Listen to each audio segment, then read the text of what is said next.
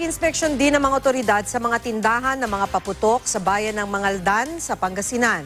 Ang ilan sa kanila sinita dahil walang maipakitang permit. Makibalita tayo kay Jasmine Gabriel Galban ng GMA Dagupan. Inisa-isa ng mga otoridad ang mga nagtitinda ng paputok sa firecracker zone ng Mangaldan, Pangasinan. Ang ilan sa mga ito, walang maipakitang special permit. Nasa presidente namin, madam. Yung permit. Bakit po nasa presidente? Nilakad niya sa Krami. Dinala niya sa Krami. Dumating na daw, pero hindi pa binigay sa amin. Yun pong special permit po na in-issue sa kanila, dapat po nasa kanila yon. Kasi po from time to time, umiikot po kasi kami, i-check namin sila kung sila talaga yun yung nakapwesto sa mga designated places po. May tinakdaring pwesto para sa bawat nagtitinda, pero may ilang wala sa tamang pwesto. Kasi may tendency po yan, pag pumutok po yung transformer, pwede mapikta yung mapaputok. Ang ilang nagtitinda, nirereklamo na maliit daw ang 1 metrong espasyo para sa bawat stall. Hindi po magkakasya lahat yung i-display po namin. Yung time lang po na magtitinda sila, nandyan lang, that's the time po na nandyan yung mga paninda nila. Pag uwi po nila, talaga expected dyan, dala-dala nila yung paninda nila.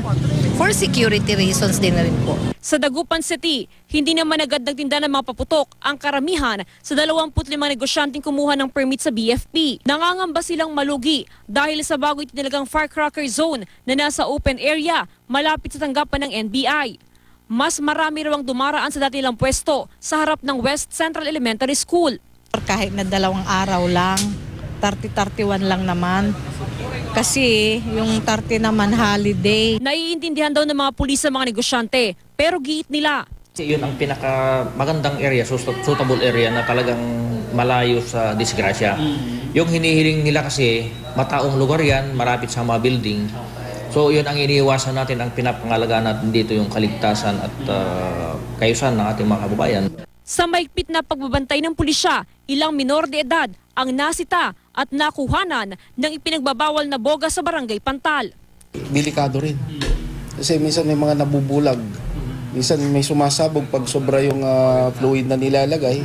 Nananatiling naka-code white ang mga pagamutan sa Pangasinan. Pero sa December 30, itataas na ito sa code red dahil sa posibleng pagtaas ng firecracker-related incidents. Mula December 21 hanggang December 27, umabot na raw sa 10 ang firecracker-related injury sa probinsya. 9 sa mga ito, sila mismo ang gumamit ng paputok. Ang isa naman, naputukan ng pinulot na pikulo. Menor de edad ang karaniwang biktima, kaya si Mang Ernesto, paulit-ulit ang paalala niya sa mga apo na huwag bumili at gumamit ng paputok. Madisgrasya ka, no? Hindi ka lalayo. Mahirap yan. Jasmine Gabriel Galban, Nagbabalita, Pilipinas.